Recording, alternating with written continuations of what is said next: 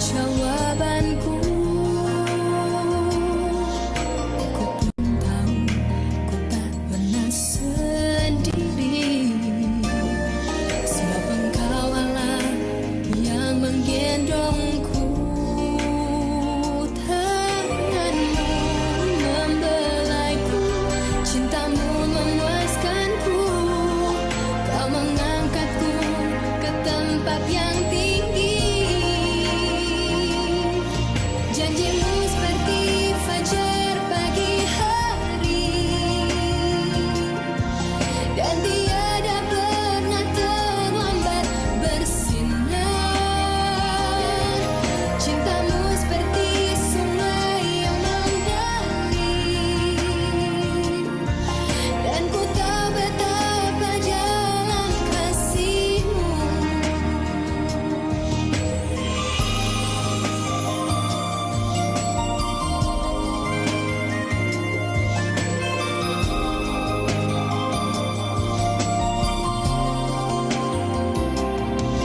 Janjimu seperti fajar pagi hari,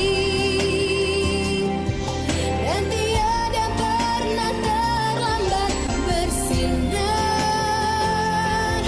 Cintamu seperti sungai yang mengalir, dan ku tahu betapa jalan kasih-Mu.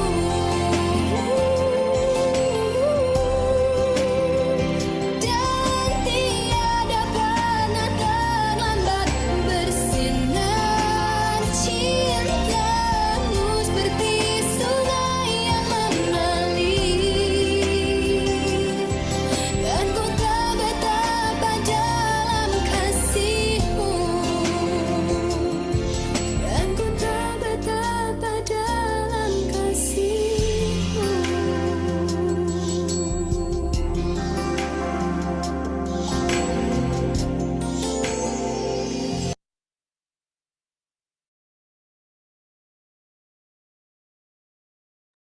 Baik, sebelum kita memulai Morning Glory pada pagi hari ini, mari kita bersatu dalam doa. Tuhan Yesus, terima kasih karena Engkau telah menyertai kami semua dalam istirahat kami, Tuhan. Terima kasih karena Engkau telah membangunkan kami di pagi yang cerah ini untuk melakukan Morning Glory Bapak Tuhan. Tuhan, sebentar lagi kami akan memulai Morning Glory, berkati supaya apa yang nanti difirmankan oleh pembicara dapat kami mengerti dan dapat kami lakukan dalam kehidupan kami sehari-hari. Terima kasih Tuhan Yesus, dalam nama Tuhan Yesus, berlihat. Amin. Oke, next kita akan nyanyi lagu lagi.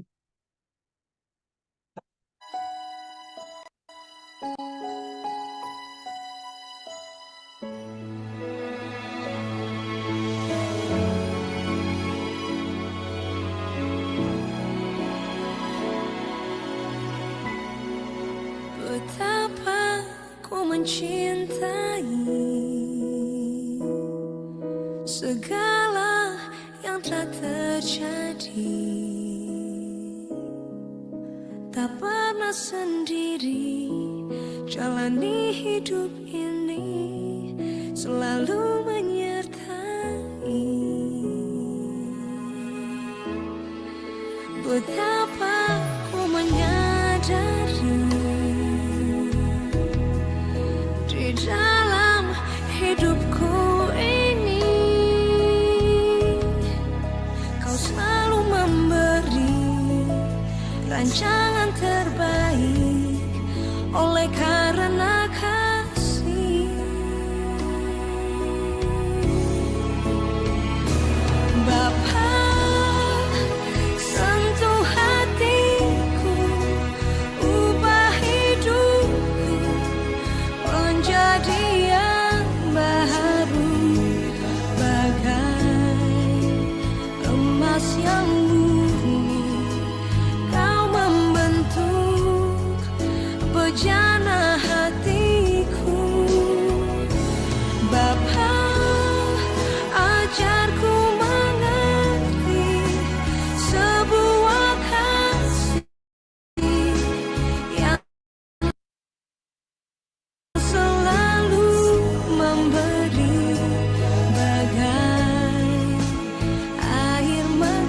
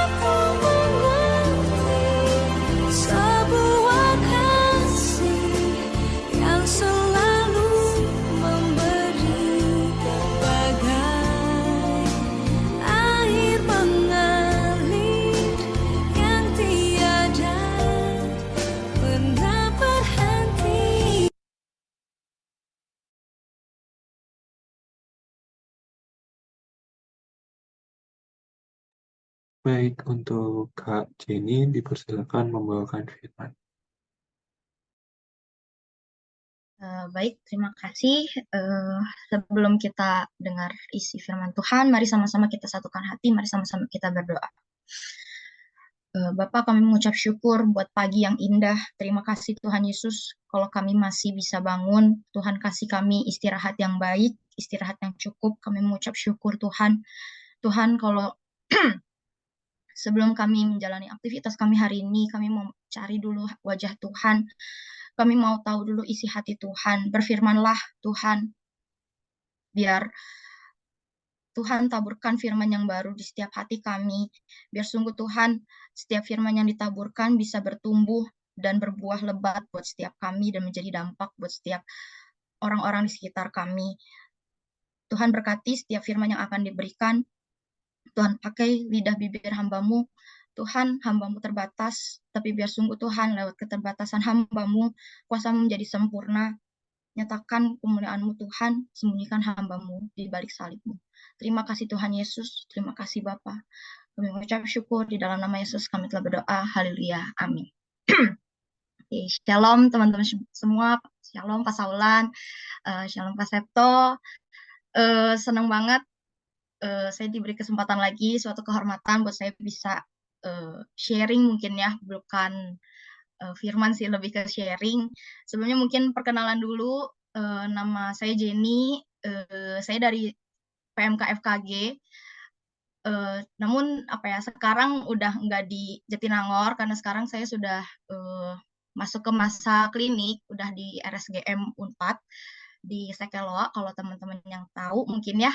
Jadi mungkin sekarang saya kesibukannya jadi mahasiswa koas ya, biasanya yang sering disebut ya, atau jadi dokter gigi muda di RSGM Unpad.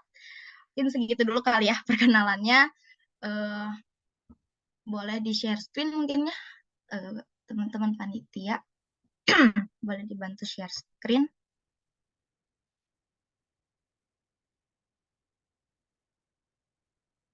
Bisa nggak ya? Atau sama saya aja di share screen-nya?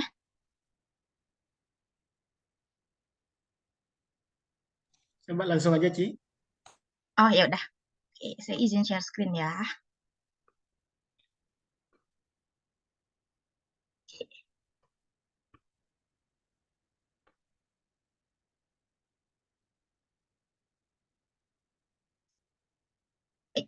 Jadi mungkin untuk hari ini tema yang diberikan kepada saya untuk di-sharingin itu tentang menjadi murid Tuhan Yesus mungkin ya. Menurut saya ketika kita mau menjadi murid Yesus, kita harus serupa dengan serupa dengan Tuhan Yesus. Dimana salah satu karakter yang mungkin menurut saya anak Tuhan harus punya adalah ini, the truth teller, atau pemberita kebenaran gitu. Jadi karena kita itu disebut anak-anak Tuhan, hal-hal yang harus kita beritakan, hal-hal yang harus kita nyatakan, tentu saja harus menggambarkan kebenaran dari Tuhan. Gitu. Nah, mungkin sebelum kita lebih jauh lagi bahas mengenai the truth teller, kita baca dulu sama-sama ayatnya di Efesus 4 ayat 25. Saya bacain. Karena itu, buanglah dusta dan berkatalah benar seorang kepada yang lain, karena kita adalah sesama anggota. Jadi di sini jelas ayat firman Tuhan bilang, buanglah dusta dan berkatalah benar. Jelas Tuhan nggak kasih kompromi. Kita harus, ya kita boleh misalnya bohong tipis-tipis, tipu tipis-tipis. Di sini jelas Tuhan bilang segala jenis dusta. Tuhan nggak tulis jenis dusta yang mana, tapi Tuhan tulis segala jenis dusta itu kita harus buang. Dan yang harus kita katakan itu adalah kata-kata yang benar. Nah, terus yang jadi gray area atau yang menjadi daerah abu-abunya adalah dusta itu sejauh mana sih? Apa aja sih yang dimaksud dengan dusta gitu ya? Nah, mungkin sebelum kita bahas lebih jauh terkait dustanya, mungkin saya mau sedikit sharing eh, ada dua tokoh Alkitab yang mungkin kurang apa ya, kurang terkenal, tapi kita akan banyak belajar dari dua tokoh Alkitab ini. Nah, namanya adalah Ananias dan Safira. Mungkin ada beberapa yang udah sering familiar ya dengar nama dua tokoh Alkitab ini. Jadi Ananias dan Safira ini diceritain di Kisah Para Rasul 5 ayat 1 sampai 8 kalau nggak salah. Tapi karena untuk mempersingkat waktu, saya ambil hanya 4 ayat aja. Nah, saya bacain ya kisahnya. Ada seorang lain yang bernama Ananias. Ia beserta istrinya Safira menjual sebidang tanah. Jadi Ananias dan Safira ini suami istri gitu. Dan mereka itu menjual tanah. Jadi mungkin di sini bisa kelihatan kalau Ananias dan Safira ini tuh bukan orang biasa-biasa. Mereka itu orang yang memang apa ya, mungkin di saat itu tergolong kaya ya, karena mereka menjual tanah dan mereka punya tanah gitu saat itu. Dengan setahu istrinya, ia menahan sebagian dari hasil penjualan itu dan sebagian lain dibawa dan diletakkannya di depan kaki rasul-rasul. Jadi sampai sini mulai terlihat apa ya istilahnya red flag-nya, di mana dia tadi jual sebidang tanah dan tanahnya ini, hasil tanahnya itu dia mau kasih ke depan kaki rasul-rasul atau istilahnya dikasih ke gereja gitu ya.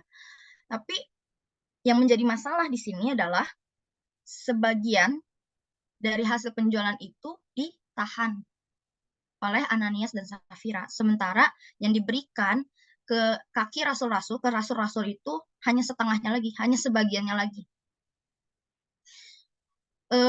Yang menjadi masalah di sini bukan Tuhan gak mempermasalahkan nominalnya. Cuman kecil kok, cuma setengahnya sih dikasihnya, enggak. Yang dipermasalahkan di sini adalah karakter dari Ananias dan Safira.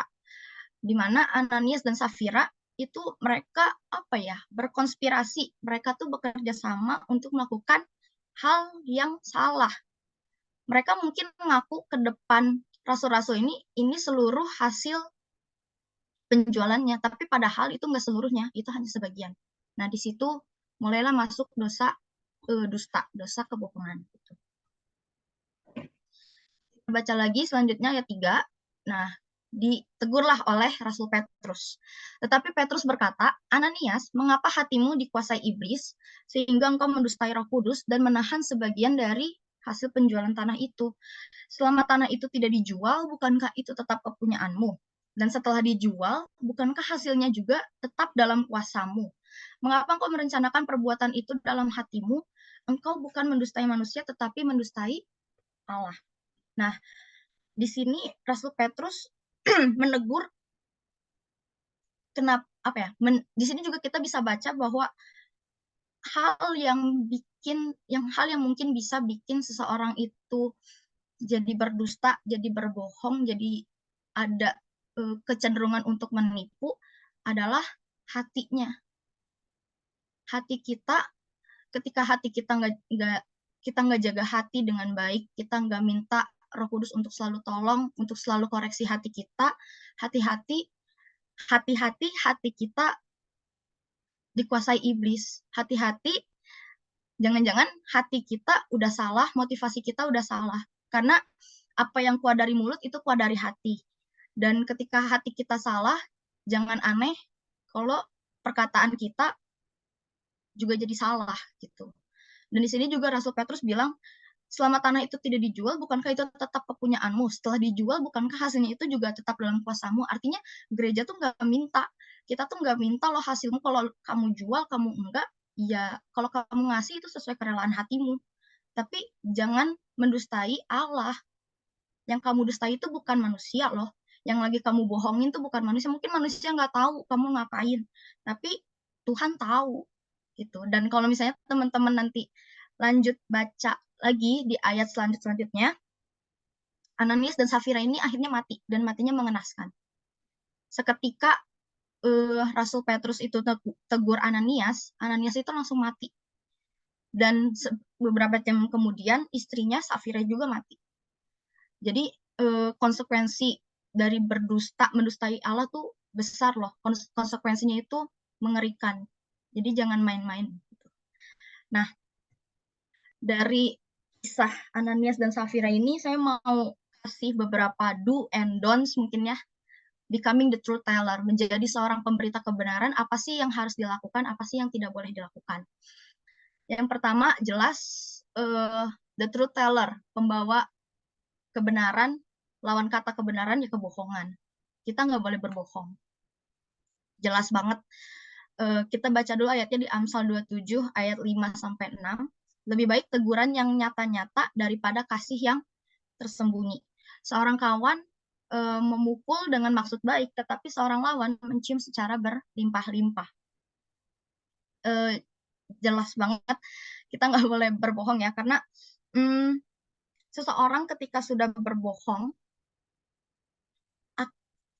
dia akan berusaha segimana mungkin untuk menutupi kebohongan itu dengan kebohongan-kebohongan lain, supaya ya kebohongannya tidak terungkap. Tapi ingat teman-teman, ketika kita menyembunyikan kebohongan, sepinter-pinternya bangke, kita tutup, kita bungkus, kayak gimana pun, ujung-ujungnya akan tercium juga. Jadi hati-hati ketika kita udah mulai, kalau Roh Kudus ingetin, kita udah berbuat salah, kita udah melenceng, yuk cepat-cepat bertobat. Karena berbohong di sini juga bukan cuma sekedar berbohong yang jelas-jelas gitu ya, tapi juga tentang yang namanya white lie atau bohong putih. Ketika kita berbohong, tapi sering ya kita dengar, ya berbohong demi kebaikan, berbohong demi kebaikan, berbohong, toh bohong juga nggak ada yang rugi. Tapi kita harus tegas, kita harus tegas, kita nggak boleh kompromi sama yang namanya dosa berbohong. Jangan sampai anak-anak Tuhan, karena saya percaya kita sebagai anak-anak Tuhan itu, apalagi mungkin ini lingkungannya kita di universitas negeri, kita tuh diperhatikan loh oleh teman-teman kita, oleh lingkungan kita. Dan ketika kita berbohong, percayalah, orang yang berbohong itu akan susah untuk diberi kepercayaan oleh orang. Orang-orang tuh jadi jatuhnya, kalau misalnya istilah anak zaman sekarang tuh jadi trust issue gitu. Kalau kita udah berbohong sekali dan nggak bisa, apa ya, orang kalau udah bohong tuh jadi kita bingung, dia udah sekalipun dia bilang benar pun orang tuh akan meragukan gitu, karena udah trust issue. Jadi jangan pernah sekali-kali berbohong menurut saya gitu. Jadi yang pertama adalah jangan berbohong atau don't lie. Yang kedua adalah half truth atau setengah kebenaran yang nggak utuh, kebenaran yang nggak seluruhnya kita sampaikan. Kita baca dulu ayatnya di Matius 5 ayat 37. Jika iya, hendaklah kamu katakan iya. Jika tidak, hendaklah kamu katakan tidak. Apa yang lebih daripada itu berasal dari si jahat. Sama kasusnya tadi kayak Ananias dan Safira, mereka bilang itu seluruh dari hasil penjualan tanah, padahal enggak. Itu contoh dari half truth. Contoh dari kebenaran yang enggak seluruhnya dikasih tahu gitu. Ayat tadi yang kita baca bareng-bareng itu bilang tegas banget, kalau misalnya kita mau bilang iya ya katakan iya, kalau enggak ya katakan tidak. Jangan setengah-setengah, karena kalau setengah-setengah itu asalnya dari si jahat, pasti asalnya dari si iblis gitu. Jadi kita sebagai anak Tuhan juga harus tegas.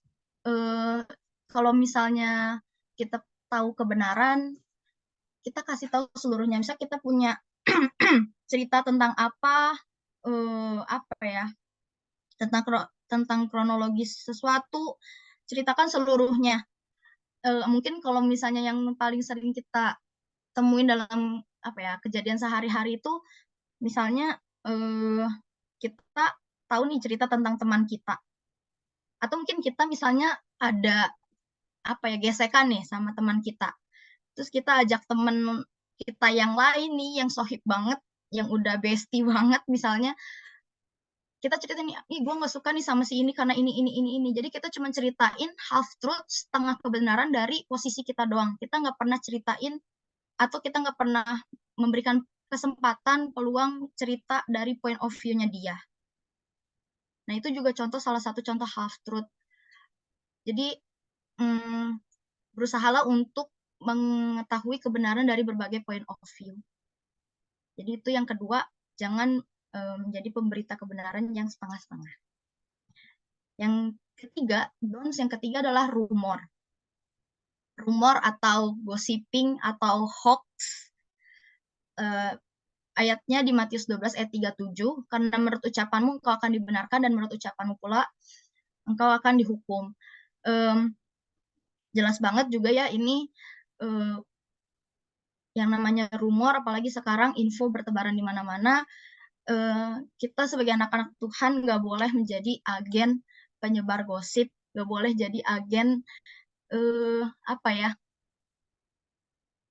orang yang suka ngomongin orang.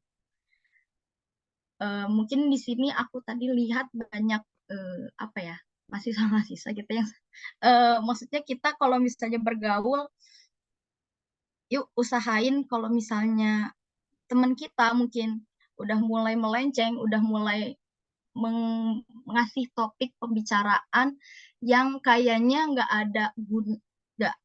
ada gunanya, mungkinnya buat kita nggak berguna, tidak membangun diri kita, atau mungkin tidak ada hubungannya sama kita. Yuk kita belajar untuk tegas, kita nggak mau masuk ke dalam pembicaraan itu. Karena kita sebagai anak-anak Tuhan, lagi-lagi kita nggak boleh jadi agen penyebar hoax, agen penyebar gosip. Ada something yang lebih baik yang bisa kita bicarakan. Ada something yang lebih baik, yang mungkin lebih membangun, yang lebih positif, yang untuk dibicarakan dibandingkan ngomongin orang gitu. Jadi ya kurang-kurangin untuk bicarain orang, jangan sampai anak Tuhan terkenal jadi agen provokasi, jadi agen penyebar gosip ya. Nah, yang terakhir, do-nya, simple, do-nya jelas, speak the truth. Speak the truth. Jadi, ya jelas kita sebagai anak Tuhan harus bukannya jadi agen penyebar info bohong, info hoax, atau penyebar kebenaran yang setengah-setengah. Kita sampaikan kebenaran dengan tegas, dengan berani. Kita baca dulu ayatnya di Matius 12 ayat 36 sampai 37. Tetapi aku berkata kepadamu, setiap kata sia-sia yang diucapkan orang harus dipertanggungjawabkannya pada hari penghakiman. Karena menurut ucapanmu engkau akan dibenarkan dan menurut ucapanmu pula engkau akan dihukum. Jadi hati-hati ketika kita mau berbicara. Setiap apapun kata-kata yang sia-sia, setiap apapun kata-kata yang kita keluarkan, itu tuh akan dimintai pertanggungjawabannya sama Tuhan di hari penghakiman. Jadi ketika kita sering menggunakan lidah kita untuk hal-hal yang baik, ketika kita sering mengucapkan berkat buat teman kita, semakin sering kita mendoakan teman-teman kita akan menuai hasilnya. Karena lidah kita itu berkuasa. Kita tuh dikasih kuasa sama Tuhan lewat lidah kita untuk bisa membangun orang, untuk bisa memberkati banyak orang, bukan untuk mencaci orang, bukan untuk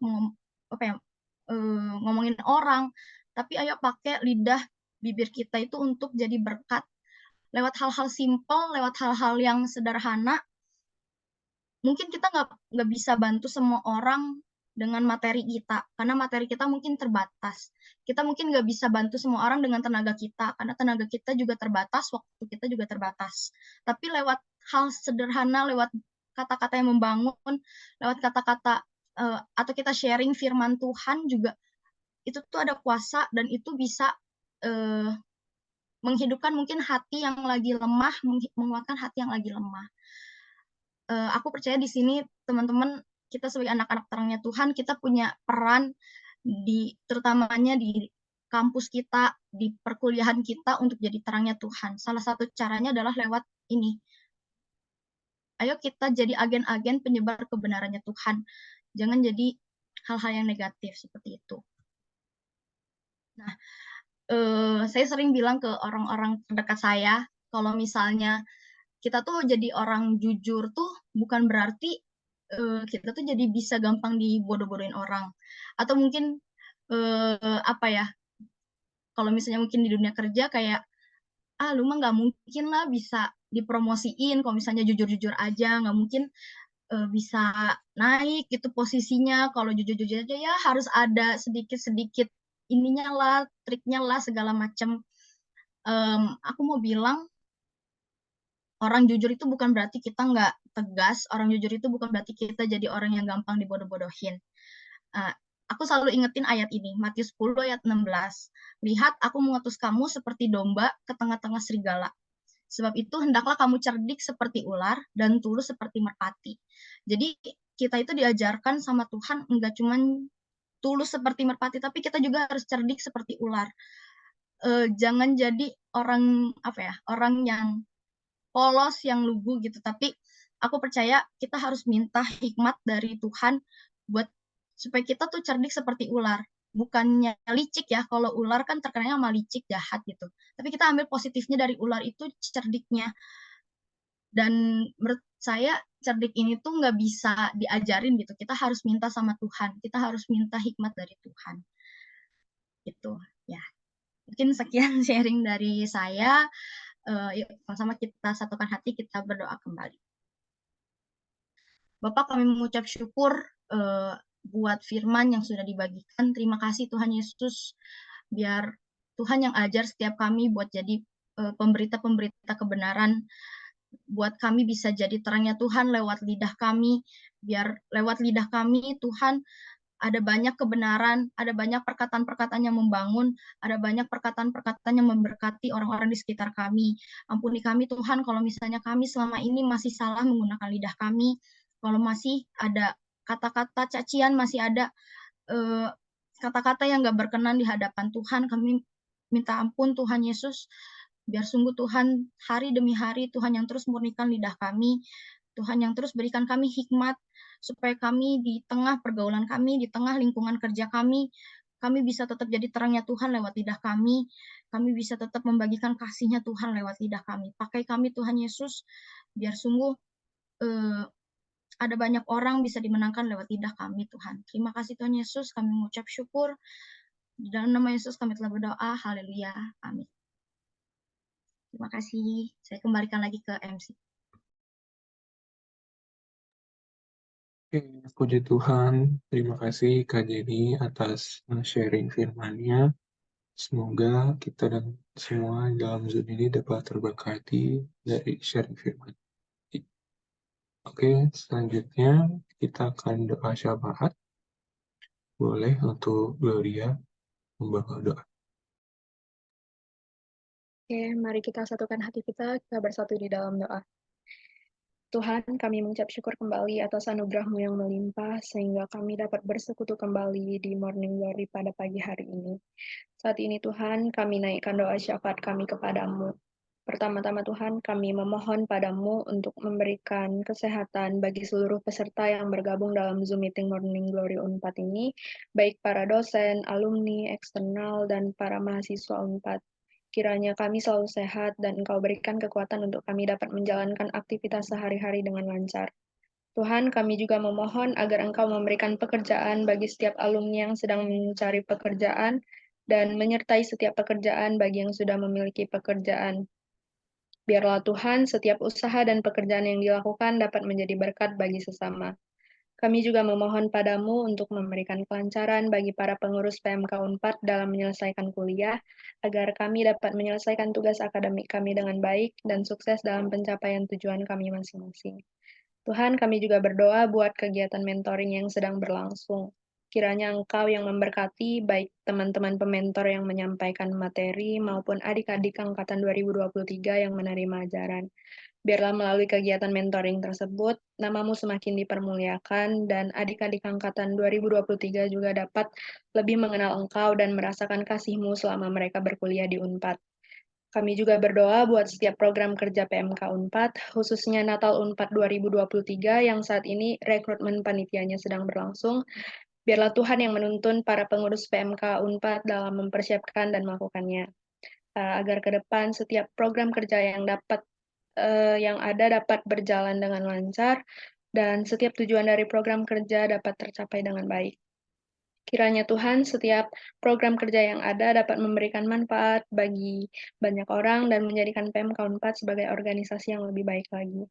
Terakhir, kami memohon padamu Bapa untuk memberikan hujan berkat dan keselamatan bagi daerah dan kampus di mana kami berada, yaitu Universitas Padjadjaran, Jatinangor, Jawa Barat, bahkan Indonesia. Biarlah Tuhan, daerah dan kampus di mana kami Tuhan tempatkan ini selalu dalam lindungan dan penyertaan-Mu. Bapa, kami bersyukur atas rahmat-Mu yang tiada henti mengalir dalam hidup kami. Kiranya Bapa, doa syafaat yang kami naikkan ini Engkau dengar dan menjadi dupa yang harum. Segala kemuliaan hanya bagi-Mu Bapa. Di dalam nama Tuhan Yesus Kristus, kami sudah berdoa dan mengucap syukur. Haleluya. Amin.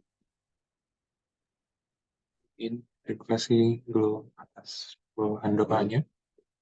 Baik, selanjutnya sebelum kita menutup Morning Glory pada pagi hari ini, kita akan nyanyi lagi.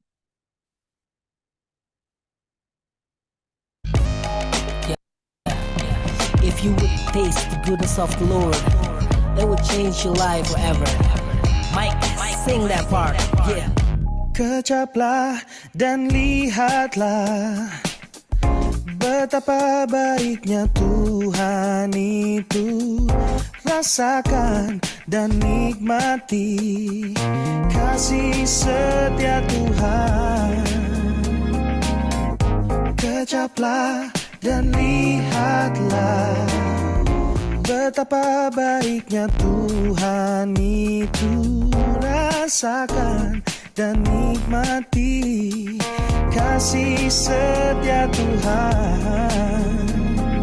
Kasih setia Tuhan.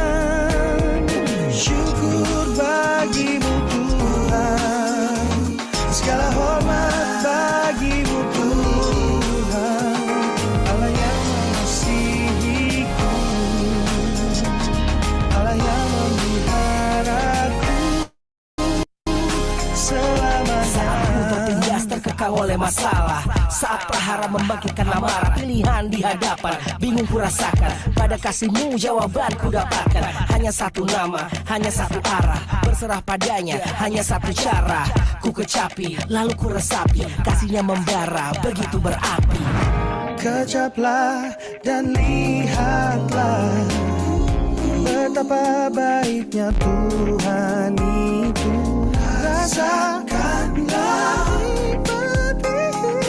kasih setia Tuhan. Kasih setia Tuhan. Syukur bagimu Tuhan, segala hormat bagimu Tuhan, Allah yang mengasihiku, Allah yang memeliharaku. Syukur bagimu Tuhan, segala hormat bagimu Tuhan, Allah yang mengasihiku, Allah yang memeliharaku, Allah yang mengasihiku, Allah yang memeliharaku selamanya.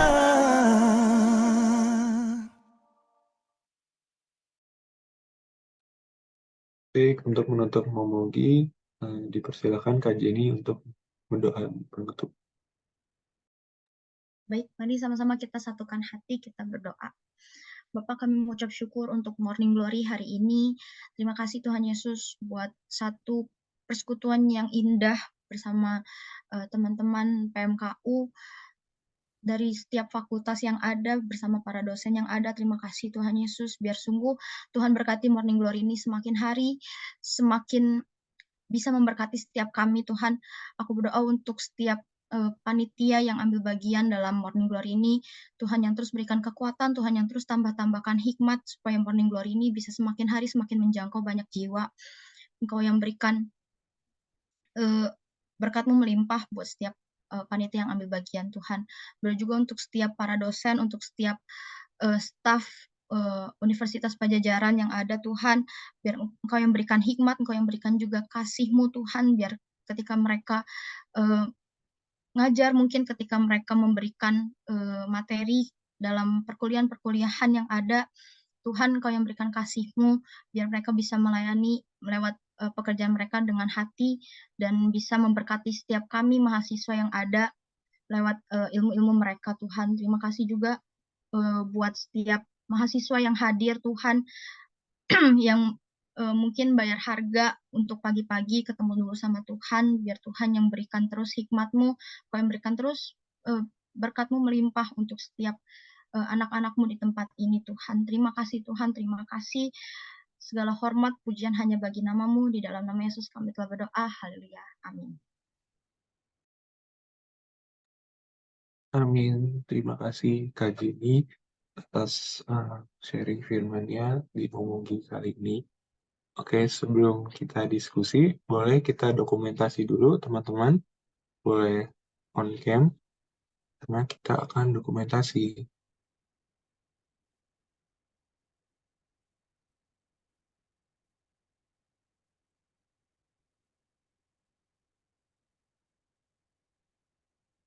Oke, sepertinya sudah banyak yang on cam. Boleh Gio nanti di foto, di screenshot ya, aku pimpin. Oke, 1, 2, 3.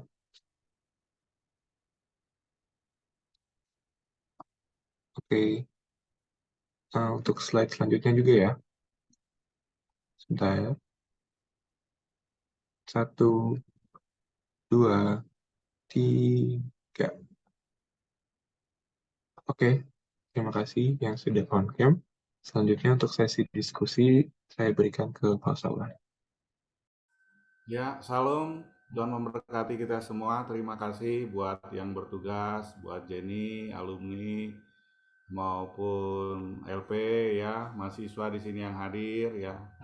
Yang pertama-tama ya nama ya tadi pengumumannya, harap Anda yang rename yang bagus karena akan didokumentasi dan menjadi bagian absensi. Kita sih nggak berharap Anda datang ke sini untuk terpaksa adik-adik mahasiswa baru ataupun mahasiswa, tapi kita mau ini menjadi ekosistem kita, menjadi lingkungan hidup kita untuk bertumbuh rohani sama-sama. Walaupun saya sudah 53 tahun, dengar si Jenny itu yang khotbah, itu aku ditegur itu, jujur aja ya. Ya, bahwa kita ini nggak ada yang dewasa ya, nggak ada yang imun terhadap kesalahannya. Tapi senantiasa kita belajar untuk mengoreksi diri menjadi lebih baik.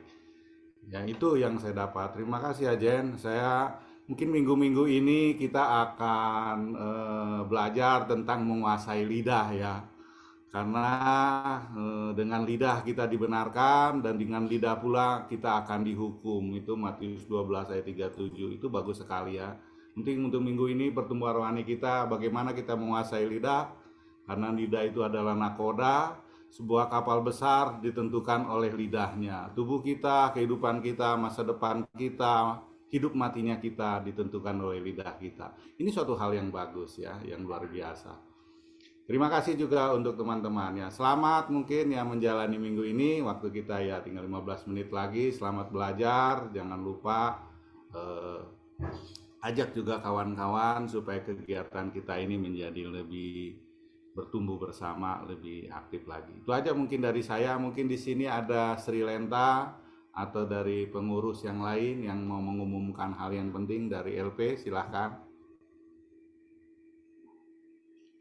Untuk kegiatan mentoring saya kira sudah berjalan ya. Kalau bagi yang belum punya mentor atau belum dihubungi mentor, saya kira kita bisa menghubungi PMKF-nya atau LP-nya dan lain-lain kalau yang belum punya ya, atau yang belum dihubungi mentor.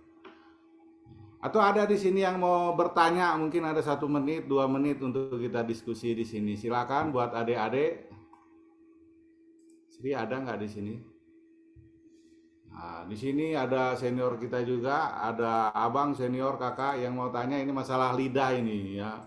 Sekarang tahun politik ya, sepertinya tahun politik ini semua boleh dihalalkan, yang penting menang. Ya, tapi kita bagi anak-anak Tuhan jangan begitu ya.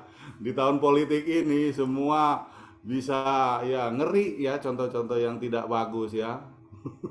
Bisa menjelek-jelekan orang, yang penting saya menang ya di pemilihan 2024 nanti.